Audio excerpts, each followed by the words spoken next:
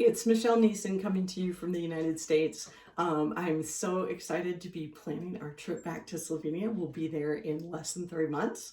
And this time I get to bring my sister with me. She's also a physical therapist with more than 30 years experience and is a co-owner and instructor with the Pelvic Education Alliance. So she's going to be joining me, and so you just don't get to hear from me. So I'm excited about that. But what we'll be doing in our level 2 course is looking at how the lower extremity affects the pelvic floor. We're going to really dive in and look at how the pelvis affects it, give you a few more treatment techniques for that, and some advanced techniques compared to what we looked at in level 1.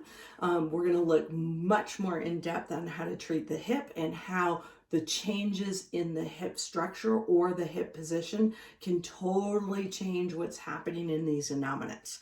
The same thing with the knee. If you have knee dysfunction that's happening, that can absolutely drive the position of the pelvis and change that. And we know how the ankle and the foot are always affecting posture and how that looks at shock absorption into that pelvis. The foot also drives so much with posture, and that will have an effect on breathing and again control of that pelvic floor.